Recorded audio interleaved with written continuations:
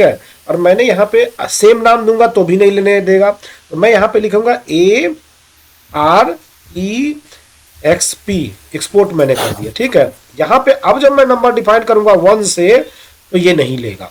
अगर मैं सेम डाल दूं यहाँ पे तो ये नहीं लेगा। क्यों? क्योंकि दोनों एक दूसरे से कन्फ्लिक्ट करेगा, दोनों मैच कराएगा, तो ये बनने नहीं देगा। हाँ, प्रीफिक्स आप रख सकते हैं, प्रीफिक्स आप सेम रख सकते हैं, सफिक्स भी आप सेम रख सकते हैं, कोई इशू नहीं है, बट आपका नंबर जो सेम नहीं, क्योंकि एक ही डॉक्यूमेंट का आपका नंबर रिपीट नहीं होगा। बार बार रिपीट अगर हो जाएगा तो एक ही नंबर पे 10 डॉक्यूमेंट बन जाएगा, फिर हमें पता करना मुश्किल है। देखिए मैं इसको ऐड करने की कोशिश, क्या बोल रहा है, सीरीज ARINB ओवरलैप, ये दोनों क्या हो रहा है, ओवरलैप कर रहे हैं, तो इसीलिए नहीं बना। अब जैसे ही मैं इसको चेंज कर दूंगा, इसको मैं स्टार्ट कर देता हूं 1001 से, 10,001 से स्टार्ट किया। ठीक है, और इसको ले गया मैं कहां तक, इसको ले गया 1999 तक। अब ये बन जाएगा क्योंकि ये इससे ओवरलैप नहीं कर रहा। ठीक है, ये बन गया। ये ध्यान रखिएगा कि एक डॉक्यूमेंट सीरीज जो है आपका उससे आगे, तो हमारा बिल ऑफ सप्लाई बनेगा जीएसटी टैक्स इनवॉइस के। अब डेबिट मेमो बना देते हैं। अब डेबिट मेमो बनाने के लिए, क्योंकि हमारा AR का डेबिट मेमो, तो हम लिखेंगे ARDM। ठीक है, डेबिट मेमो 1 से स्टार्ट करना, ये चलेगा, इसका अलग सीरीज है, उसका अलग सीरीज है, ये चलेगा। आप 999 तक कर लीजिए। ठीक है, अब यहाँ पे लिखे डेबिट मेमो DM। ठीक है, ये हो गया आपका 23, 24 एंड देन इसको आप डाल दीजिए सेशन जो फाइनेंशियल ईयर है वो, और यहाँ पे डाल दीजिए आप बढ़ा, ये हो गया। इसको आप ऐड कर दीजिए। ठीक है, यहाँ पे देखिए ये किसके लिए है, ऑल पोस्टिंग पीरियड के लिए अप्लीकेबल, मतलब 12 महीने का पोस्टिंग पीरियड है, सभी के लिए अप्लीकेबल। अब हम AR इनवॉइस का स्क्रीन खोलते हैं, फिर आपको समझाते हैं इस तीनों का मतलब क्या है। ठीक है, हम AR बना रहे थे कि AP बना रहे थे, AR था ना। ये देखिए ये ओपन हो गया। अभी हमने सीरीज बनाया था ARINB करके, देखिए ये आ गया। उसके बाद हमने दूसरा सीरीज बनाया था ये देखिए यहाँ पे बिल ऑफ सप्लाई आ रहा है। जैसे आप इसको चेंज करेंगे, जीएसटी टैक्स इनवॉइस करेंगे, यहाँ पे देखिए आपका सीरीज अपने आप ये आ गया 2। ठीक है, उसके बाद जैसे ही आप यहाँ पे डेबिट मेमो करेंगे तो ये देखिए ARDM आ गया। ठीक है, अब देखते हैं कि ये तीनों है क्या। देखिए, जो पार्टी आपका रजिस्टर्ड होता है, आपका रजिस्टर्ड पार्टी है जिसका जीएसटी नंबर है, उसको कटता है जीएसटी टैक्स इनवॉइस। ठीक है, जीएसटी टैक्स इनवॉइस कटेगा, उसको आप टैक्स लगाएंगे, उसके जो भी टैक्स क्रेडिट होगा वो आप उसके नाम पे काट के आप गवर्नमेंट के पोर्टल पे जाके उसको फिल करेंगे। ठीक है, कुछ ऐसे भी पार्टी होंगे जो अनरजिस्टर्ड होगा, जिसके पास कोई जीएसटी नंबर नहीं है, तो उस केस में क्या होगा, बिल ऑफ सप्लाई में उस पार्टी का आप बिल बनाएंगे। बिल ऑफ सप्लाई कहने का मतलब इसी के लिए है कि जो अनरजिस्टर्ड पार्टी है, जिसके जीएसटी नंबर नहीं होगा, बिल तो उसका भी बनेगा लेकिन वो अनरजिस्टर्ड पार्टी है। ठीक है, उसके केस में आप बिल ऑफ सप्लाई बनाते हैं। और ये तीसरा क्या है, जीएसटी डेबिट मेमो। आप जानते हो क्रेडिट मेमो और डेबिट मेमो चलता है। तो जब सेल्स का केस होगा, सेल्स में आपने सपोज दैट कोई चीज बेचा, ठीक है, और बेचने के बाद उसमें आपका सर्टेन जैसे कि आप कोई कस्टमर है, उसको आपने सेल कर दिया, तो सेल कर दिया और उसके कुछ उसमें अमाउंट एक्स्ट्रा चला गया, कुछ एडजस्टमेंट उसके अमाउंट में करना है, डेबिट करना है, तो कस्टमर को अगर डेबिट करना है तो हम डेबिट मेमो बनाएंगे, यहाँ पे स्क्रीन पे है। ठीक है, तो उसके लिए ये है। क्रेडिट मेमो, जब आपका कुछ उसका मटेरियल जहाँ आपने भेजा उसका डैमेज होगा तो आप उसको क्रेडिट देंगे, तो वो क्रेडिट मेमो का केस वहां पे चलेगा। तो इसीलिए इस स्क्रीन पे 3 आते हैं, GST tax invoice, bill of supply और जीएसटी डेबिट मेमो। तो अगर आपको इस स्क्रीन को ओपन, तीनों का सीरीज बनाने पड़ेंगे तभी स्क्रीन आपके ओपन होंगे, अदरवाइज ये ओपन नहीं।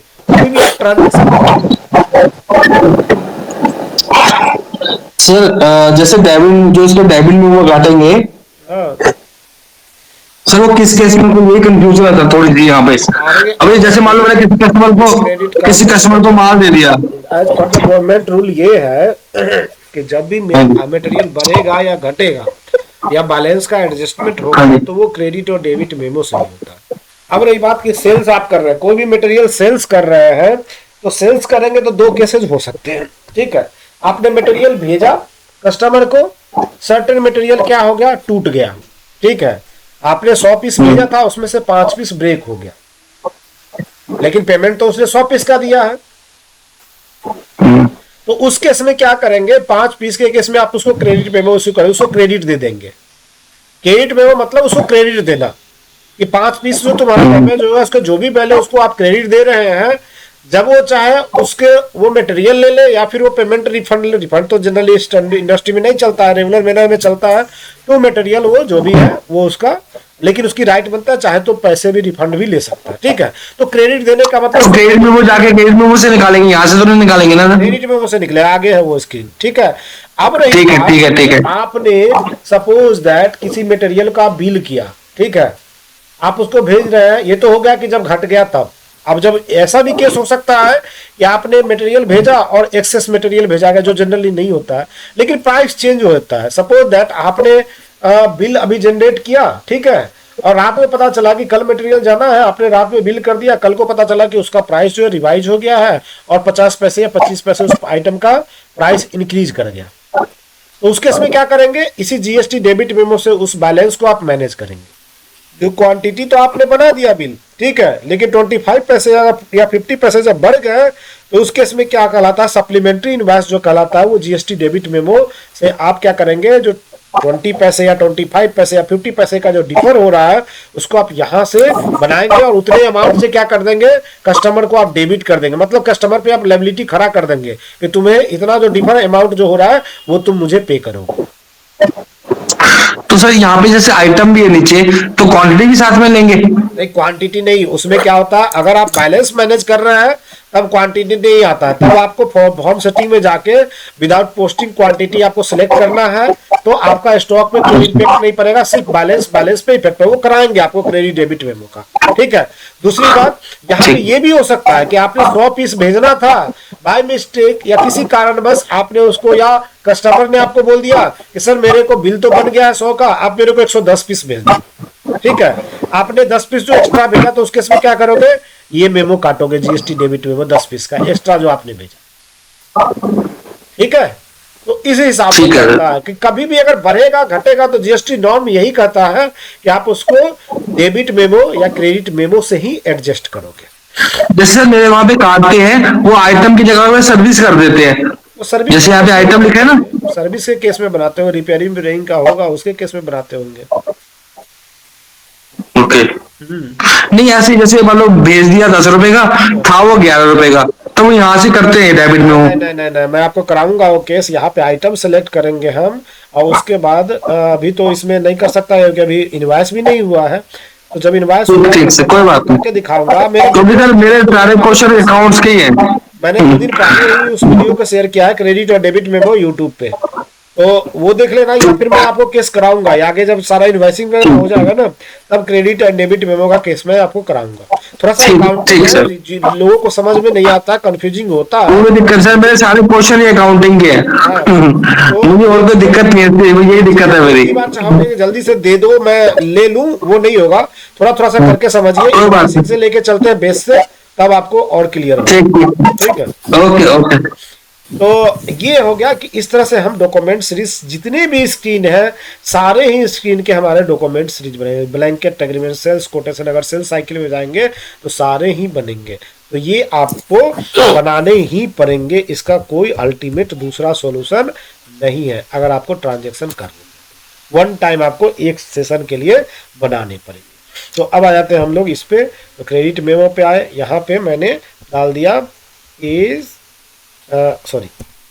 AC क्रेडिट में ACRM, ठीक है, ARCM, AR क्रेडिट में ARCM क्रेडिट में वो, ठीक है। इसको मैंने कर दिया 99, ठीक है, प्रीफिक्स में डाल दिया क्रेडिट में वो CM, उसके बाद ये डाल दिया मैंने 23 24, ठीक है।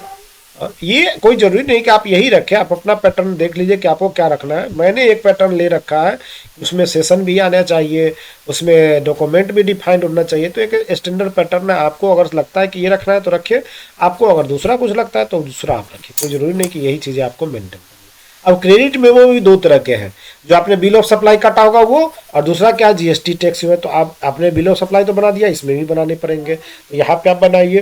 तो यहाँ पे सेम नाम रखते हैं हम लोग, ARCM, ठीक है। उसके बाद यहाँ पे 1 से शुरू होगा, 999 तक जाएगा। इसको मैंने प्रीफिक्स डाल दिया CM, क्रेडिट में वो इस वन। उसके बाद आपका ये हो गया 23 24, ठीक है। एंड उसके बाद आप यहाँ पे डिफॉल्ट में से पॉजिटिव पीरियड ले लीजिए, फाइनेंशियल ईयर ये, and ये हो गया आपका NBD टेस्ट ब्रांच। अगर सपोज दैट आपके 5 ब्रांच बने होते तो यहाँ पे 5 डॉक्यूमेंट सीरीज बनते, और सभी का सीरीज क्या होना चाहिए, फर्दर प्रोसीडिंग में होना चाहिए। अगर ये 999 पे क्लोज रहा तो आगे नेक्स्ट ब्रांच के लिए 1000 से स्टार्ट होगा, ठीक है। तो ये ध्यान रखिएगा, क्योंकि ज्यादातर कंपनियों के कई ब्रांच होते हैं, एक ही डेटाबेस में वो मेंटेन होते हैं, तो उस हिसाब से करने पड़ते हैं। अगर यहाँ 5 ब्रांच है तो 5 बनेंगे हमारे ARCM का डॉक्यूमेंट सीरीज, ताकि सभी का अलग अलग डॉक्यूमेंट सीरीज चले। अब आते हैं हम लोग डिलीवरी पे, तो इसको पहले अपडेट कर दो।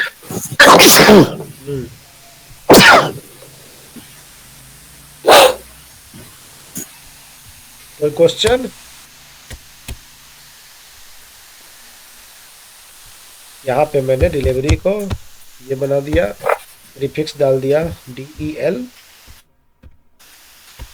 उसके बाद सफिक्स डाल दिया मैंने 23 24, एंड यहाँ पे मैंने ये डाल दिया, उसके बाद ये हो गया आपका, तो डिलीवरी हो। हाँ बताइए, किसी का कुछ क्वेश्चन है?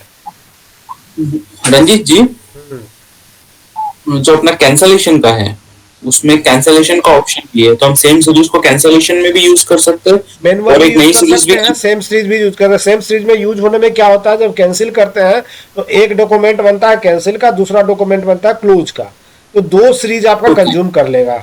तो हम लोग क्या करते हैं, सजेस्ट करते हैं कि आप मैनुअल कैंसिल कर लीजिए और क्लोज का रखिए आप सीरीज में, ताकि आपको ये पता चलेगा कि इस डॉक्यूमेंट का ये क्लोजिंग डॉक्यूमेंट है, तो आपका एक सीरीज हाँ, बच जाएगा, नहीं तो आपका वो ज्यादा कंज्यूम करेगा सीरीज। तो जो हाँ आपको वही मतलब हाँ, बेस्ट वो प्रैक्टिस क्या है, बेस्ट प्रैक्टिस मतलब कंपनी बेस्ट की। प्रैक्टिस ये है कि मैनुअल आप रख लीजिए कैंसिल का, ओके ओके ओके। इससे आपका एक सीरीज सेव हो जाएगा, नहीं तो फालतू का कंज्यूम करेगा। डिलीवरी हो गया, उसके बाद सेल्स ऑर्डर पे आते हैं। सेल्स ऑर्डर ये है,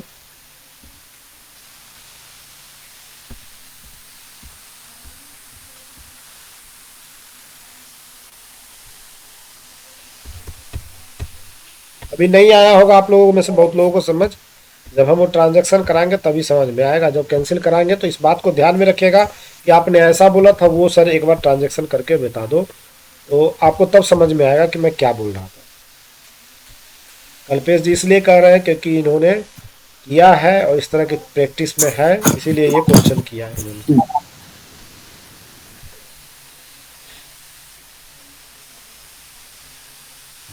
क्योंकि as per demand of the company क्या होता है कि जैसे मैनेजमेंट का होता है कि हमको कैंसिल सीरीज अलग चाहिए, हाँ। एक कंपनी हमको दोनों कॉमन चाहिए, तो ऐसा मैंने तीनों जगह अलग अलग रखा था प्रैक्टिस में भी। नहीं, हम लोग कैंसिल का अलग करा देते इसलिए कि कैंसिल का कराने से क्या होगा, आपका सेव हो जाएगा ना वो, नहीं तो आपका बेवजह का वो कंज्यूम हो रहा है। हाँ,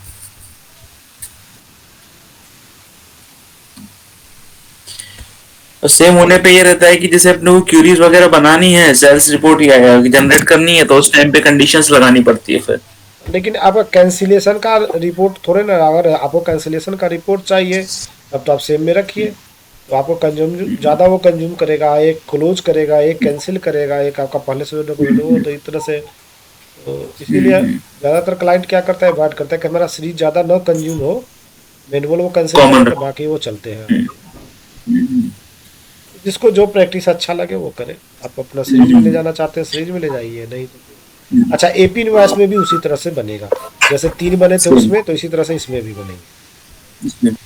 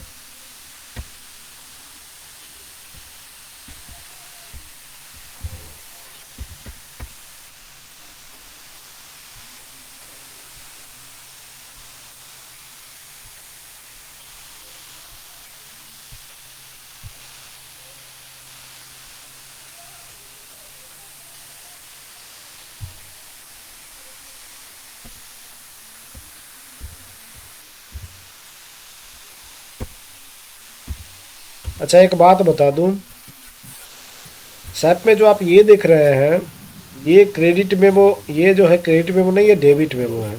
ये क्रेडिट मेमो है, उल्टा है इस पे। क्योंकि जब हम क्रेडिट उल्टे में, चल। हाँ जब हम क्रेडिट मेमो बनाते हैं तो वेंडर क्या होता है, क्रेडिट होता है। ठीक है, तो आप जब इसमें बनाएंगे तो ये क्रेडिट होता है, तो इसीलिए इसको ध्यान रखिएगा। हम लोग उसका भी नाम चेंज करते हैं, कैसे करते हैं वो बता देते हैं आपको। शायद बाद में मैंने दिखाया है कि नहीं दिखाया, अभी करके दिखाऊंगा आपको। अब ये क्या है आपका, सैप में हो सकता है किसी और कंट्री में यूज होता होगा, मुझे पर नहीं पता, लेकिन ये एक्चुअल में क्या है, क्रेडिट मेमो। अब इसका नाम चेंज होना है, कैसे चेंज करेंगे, तो यहाँ पे देखिए, आप देखेंगे चेंज मेनू नेम, यहाँ पे देख रहे हैं, इसके सामने में हम ये जो आप देख रहे हैं एपी क्रेडिट मेमो, इसके सामने में जस्ट हम यहाँ पे लिखेंगे एपी डेबिट मेमो। तो जो अभी आपका यहाँ पे दिख रहा है क्रेडिट मेमो, वो क्या हो जाएगा आपका डेबिट मेमो डेबिट। दिखने लगेगा। यहाँ पे जो आप ये परचेज में आएंगे, यहाँ पे अभी क्रेडिट मेमो दिख रहा है ना, देखिए जैसे ही मैं यहाँ पे अपडेट करूँगा इसका चेंज नेम मेनू नेम, तो यहाँ पे ये दिखेगा एपी।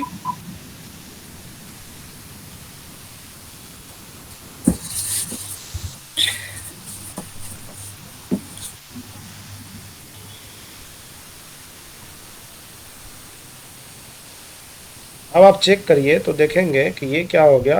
अब जो अभी क्रेडिट मेमो दिख रहा था वो आपको डेबिट मेमो, ये देखिए डेबिट मेमो हो गया ना। एआर में भी चेंज करना पड़ेगा रंजीत नहीं, जी। एआर सही है, एआर का जो हाँ। क्रेडिट मेमो है वो सही चल रहा है, उसमें तो क्रेडिट सही कर रहा है। लेकिन इसमें क्या है, परचेज के केस में जब आप एपी इनवॉइस बनाते हैं तो वेंडर आपका क्रेडिट होता है। क्रेडिट होता है। तो अगर उस स्क्रीन पे आप बनाएंगे जो लिख रखा है डेबिट मेमो, तो ऑलवेज वेंडर क्या होगा, क्रेडिट होगा। तो वो एक्चुअल में क्या होगा, क्रेडिट क्रेडिट होता मेमो है। हो गया क्रेडिट के केस में। हम्म। वेंडर जब क्रेडिट होता है मतलब क्रेडिट मेमो, लेकिन यहाँ जब आते हैं तो उस केस में हमारा वेंडर डेबिट होता है, लेकिन ये क्या लिख रखा था, डेबिट होता है। Credit memo. तो वो क्रेडिट उसको में कोरी अकाउंटिंग भाषा में देखे तो वो कोरिलेट नहीं कर रहा है, वो उल्टा चल रहा है। नहीं। तो इसीलिए हाँ। इसको चेंज करना पड़ता है। बाकी अगर आप सेल्स में देखेंगे तो सेल्स में सही चल रहा है, सेल्स में ये क्रेडिट मेमो सही है। क्रेडिट। क्यों, हाँ। क्योंकि एआर इनवॉइस पे कस्टमर आपका डेबिट होता है, तो वो डेबिट मेमो हो गया, ठीक है। और यहाँ पे आपका क्रेडिट, हाँ। तो ये सेल्स साइकिल सही है, क्रेडिट। परचेज में गड़बड़ है। तो थोड़ा सा इसको जब भी आप देखिएगा अपने यहाँ तो इस चीज को सही करवा लीजिएगा, ऐसे आपका सही हो जाएगा ये, ठीक है। हम्म। अब हम लोग आते हैं इसमें, ये तो हमारा बन गया, ठीक है। उसके बाद डेबिट मेमो भी बना था, क्रेडिट मेमो बना रहे थे हम लोग यहाँ पे, तो इसको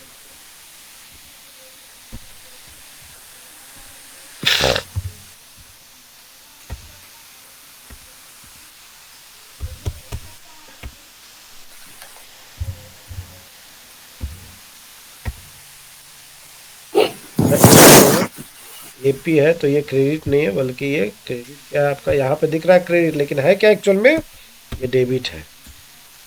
अभी हमने नाम चेंज किया था ना, तो नाम चेंज किया तो यहाँ पे नहीं दिखेगा, जो आप देख रहे हैं ना सीरीज एपी क्रेडिट मेमो, यहाँ पे दिखा वो वही नाम दिखाएगा जो बेस में चल रहा है।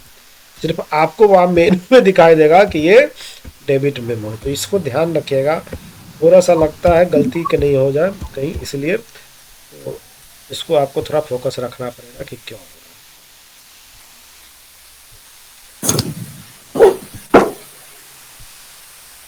है। ये हमने डेबिट मेमो किया था तो ये बन गया इसका।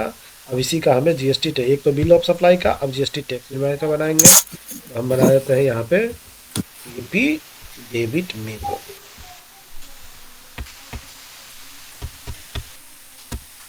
ये हो जाएगा हमारा डेबिट मेमो।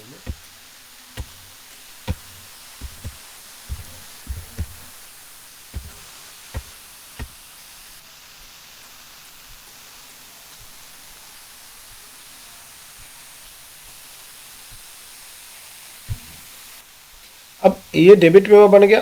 अब ये गुड्स रिसीव परचेज, जीआरपीओ जो बनता है परचेज में, जो एमआरएन जिसको बोलते हैं, उसका सीरीज है। तो आप इसको बना लीजिए एमआरएन, मटेरियल रिसीव नोट्स, ठीक है। इसको आप कर दीजिए 999, ये फिक्स रख दीजिए एमआरएन, ठीक है। उसके बाद यहाँ पे रख दीजिए 23 24, देन यहाँ पे रख दीजिए आप 23 24, यहाँ पे रख दीजिए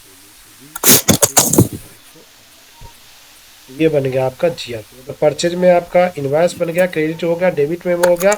अब ये आ गया आपका परचेज ऑर्डर, इसको बना लीजिए। परचेज ऑर्डर का ऑलरेडी आपका बन रहा है, देखिए यहाँ पे चल रहा है आपका परचेज ऑर्डर, हमने शायद पहले बना दिया। परचेज ऑर्डर हो गया। उसके बाद ये आपका है सेल्स कोटेशन। सेल्स कोटेशन में आप यहाँ पे SQT सेल्स कोटेशन, यहाँ पे 9999 प्रीफिक्स SQ कर देते हैं सेल्स कोटेशन, ठीक है। यहाँ पे आ गया आपका 2324, यहाँ पे आ जाएगा आपका डिफॉल्ट। एक चीज़ हमेशा ध्यान में रखिएगा, डॉक्यूमेंट सीरीज वाला काम कभी भी बैकएंड से नहीं करवाइएगा। बैकएंड करने का मतलब SQL से नहीं करवाइएगा, नहीं तो फिर वो सर का दर्द हो जाएगा, फिर आप फ्रंट से काम नहीं कर पाएंगे। इस बात को हमेशा ध्यान रखिएगा। आशीष जी क्या हो रखा था, एक और धीरेन्द्र था हमारे साथ, उसने कर दिया था, तो बहुत ज़्यादा प्रॉब्लम फेस करना पड़ा था हम लोगों को, तो इसको आप ध्यान रखिएगा। क्या आशीष जी? हाँ, सीपीडी में हरिद्वार वाले में। हाँ हाँ मेरे हिसाब से तो जो सैप का फंक्शन है ना, वो जितना फ्रंट एंड से हो उतना ही ज्यादा बेटर होता है। उसने क्या हुआ अचानक पता नहीं, चेंज करा दे क्या, हमने तो नहीं करता कभी भी, लेकिन उसने करा दिया बैकएंड से टेक्निकल को बोल के। अब जिसके चक्कर में अब जब हम सीरीज बनाने जाए वो बनने ही नहीं दे, बनने नहीं देगा वो। हाँ बनने ही नहीं दे रहा। तो ये सब चीज़ें आप फ्रंट एंड से ही कीजिएगा, कभी भी बैकएंड से टेक्निकल को बोल के मत। ज़्यादातर देखिए आपका जो चीज़ें हैं सैप में, आपको 85% चीज़ें जो है आपका फ्रंट से ही हो जाता है। आप क्यूरी मैनेजर देखिए ज़्यादातर चीज़ें हो जाए, जो आपका क्रिस्टल रिपोर्ट वगैरह है ना, वही टेक्निकल हैंड में दीजिए। बाकी चीज़ें आप कोशिश कीजिए जितना आप फ्रंट इसे यूज़ करेंगे उतना आपके लिए अच्छा रहेगा, नहीं तो वो फिर ना ऐसा समय आ जाएगा, इतने एरर देने लगेंगे कि आप यूज नहीं कर पाएंगे फिर। तो इसीलिए इस संभालते भारी पड़ जाता है। अब ये देखिए, ये जो मैं बनाने जा रहा हूँ जनरल एंट्री, ये एक ऐसा डॉक्यूमेंट सीरीज है, अगर आपने एक बार गलती से कम रखा इसका सीरीज तो आपको परेशान होना पड़ सकता है। तो इसको क्या रखिएगा, क्योंकि ये सभी ट्रांजेक्शन पे जाता है, अकाउंटिंग इम्पैक्ट जाता है जितने भी ट्रांजेक्शन में, तो सबका जनरल एंट्री बनता है। तो आपको क्या करना है, इसका सीरीज आपको बढ़ा के रखना है, इतना ज्यादा रखना है ताकि पूरा साल तक ये चल जाए। नहीं तो होगा क्या, आपको अगर सपोज दैट यहाँ पे आपने 3 ब्रांच है, फर्स्ट ब्रांच को आपने दे दिया 1000 सीरीज, दूसरे वाले को दे दिया कि 1001 से लेके 2000, इस तरह से करके आपने बना दिया। अगर फर्स्ट वाले का 1000 सीरीज भर गया, ठीक है, तो वो ट्रांजेक्शन आपका एक भी नहीं होना है, ना आप एपी इनवॉइस बना पाएंगे, ना एआर इनवॉइस बना पाएंगे, ना एमआरएन बना पाएंगे, क्योंकि उसके बैकएंड में जो जनरल एंट्री जाता है, अकाउंट इम्पैक्ट जो जाता है, वो होगा ही नहीं, ये आपका क्लोज हो जाएगा। अब उस केस में क्या करना पड़ेगा, जो नीचे जो 2 ब्रांच होंगे उसको भी लॉक करना पड़ेगा और फिर से आपको आगे का सीरीज बढ़ा के बनाना पड़ेगा, तो वो हेक्टिक वर्क हो जाएगा आपके लिए। तो इसीलिए आप क्या करेंगे, जब आप जनरल एंट्री बनाइए तो जनरल एंट्री का सीरीज आप ज्यादा इनलार्ज करके रखिए, बड़ा करके रखिए, ताकि साल भर में वो फुल ना हो जाए, बच जाए वो ज्यादा अच्छा है, फुल ना हो, ठीक है। ये सबसे क्रूशियल है, तो ये जनरली जो नए कंसल्टेंट होते हैं वो करते हैं गलती, तो ये ध्यान रखिएगा।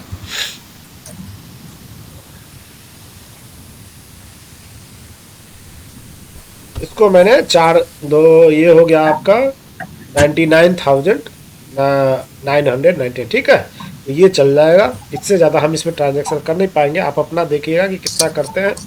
ये मैंने जनरल एंट्री, अब जनरल एंट्री में भी 2 तरह के सीरीज बनवाते हैं क्लाइंट, कि एक तो जनरल एंट्री जो बैकएंड में चलेगा वो, और दूसरा वो डायरेक्ट जो जनरल एंट्री, हालांकि हम लोग मना करते हैं आप डायरेक्ट जनरल एंट्री मत, रेयर में मारिएगा। अकाउंटिंग वाले के जनरल एंट्री ब्रह्मास्त्र होता है, कि उसको अगर कोई चीज नहीं मिलेगा तो सबसे पहले क्या करो, जनरल, इसको क्रेडिट करो, इसको डेबिट करो, सिंपल उसके दिमाग में यही चलता है, क्रेडिट डेबिट, कुछ नहीं करो भाई, छोड़ो नहीं हो रहा है, अच्छा ये करो, चलो जनरल एंट्री मार देते हैं उसका। तो हम लोग क्या बोलते हैं कि नहीं, जनरल एंट्री आप मत मारो, जब आपको कोई उपाय नहीं मिले, हम लोग सजेशन नहीं दे पाए कि क्या करना है, कैसे करना है, तभी आप जनरल एंट्री पे जाना, अदरवाइज जनरल एंट्री पे नहीं जाना।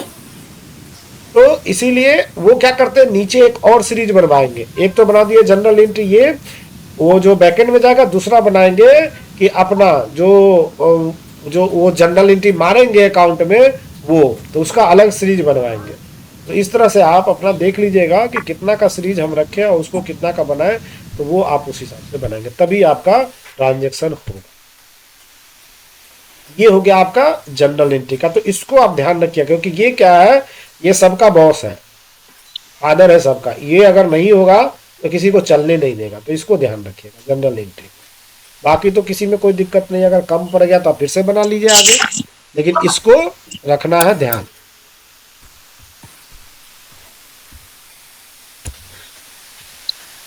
ये आउटगोइंग पेमेंट का है।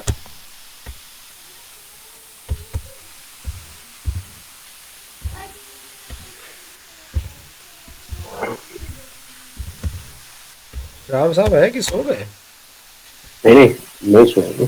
अच्छा, इंटरेस्टिंग लग रहा है या बोरिंग लग रहा है? नहीं, इंटरेस्टिंग है। बोल नहीं रहे, कुछ आ ही नहीं रहा आपकी तरफ से, इसीलिए मैंने बोला। तो यहाँ पे हमारा आउटगोइंग पेमेंट हो गया। अब ये गुड्स रिसीप्ट और गुड्स इशू जो इन्वेंट्री में होता है ना, जिससे हम किसी भी मटेरियल को रिसीव करते हैं, ओपनिंग वगैरह जो डालते हैं इसी से डालते हैं, या इंटरनल हमें अगर इन हाउस एक डिपार्टमेंट से दूसरे डिपार्टमेंट में कुछ भेजना है या कुछ वहाँ से आएगा, तो हम इसको यूज करते हैं। तो गुड्स इशू और गुड्स रिसीव जितना भी हम लोग ओपनिंग वगैरह डालते हैं इसी से डालते हैं, गुड्स रिसीव से ही। तो यहाँ पे आप गुड्स रिसीव का बना लीजिए।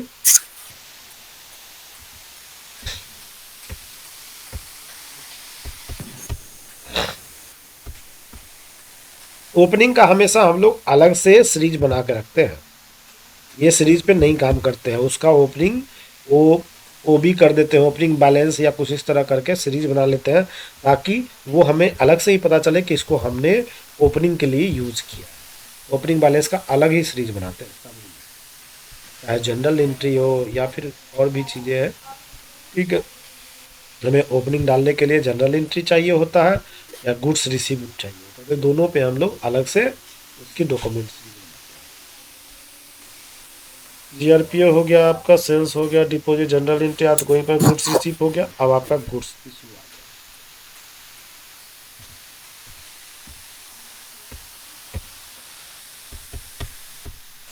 जॉब वर्क वगैरह के लिए जो भेजते हैं इसी से जाता है।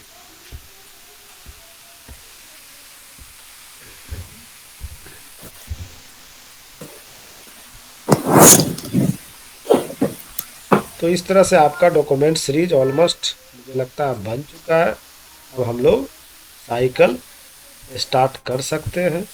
ठीक है, अब इसमें लैंडेड कॉस्ट वगैरह जब जरूरत पड़ेगी, इन्वेंट्री ट्रांसफ़र का भी है, जब जरूरत पड़ेगी तब आप इसको बना लीजिए। INB ये तो आपका जैसे जैसे ज़रूरत पड़ेगा वो डॉक्यूमेंट खुलने नहीं देगा। आप समझ जाइए कि इसकी सीरीज नहीं बनी है, आप जाके बना लीजिए, फिर उसके बाद आगे आप फर्दर ट्रांजेक्शन कीजिए, तब ये ट्रांजेक्शन हम देंगे। हमारा सेल्स और परचेज साइकिल का ऑलरेडी सीरीज बन चुका है, तो हम उसमें ट्रांजेक्शन कर सकते हैं। ठीक है, तो मैं सभी डॉक्यूमेंट्स को एक बार ओपन करके देख लेता हूँ कि सारे ओपन हो रहे हैं या नहीं। लैंडेड कॉस्ट का भी स्क्रीन है इस पर, देखिए लैंडेड कॉस्ट मटेरियल बाहर से मंगाते हैं उसके लिए है। उसके बाद सर्विस का है, प्रोडक्शन ऑर्डर भी आपका है, प्रोडक्शन मॉड्यूल जब चलेगा तो उसके लिए भी चाहिए।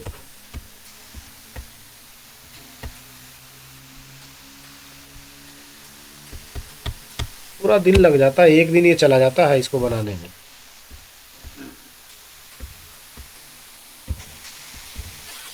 यहाँ तो एक एक बना रहा हूँ ना, एक एक क्लाइंट के मल्टीपल्स होते हैं।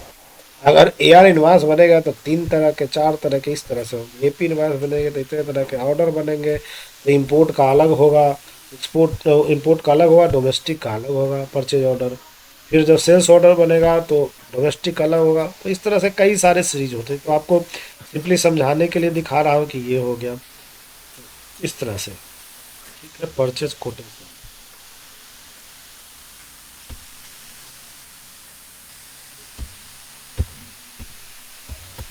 अब मुझे लगता है कि आप लोगों को पता चल चुका है कि कैसे बनता है, तो मैं अब इसको यहाँ पे क्लोज कर दूंगा। ठीक है, अब जब भी कोई डॉक्यूमेंट नहीं खुलेगा तो मैं उसमें आऊँगा और फिर उसको डॉक्यूमेंट बना के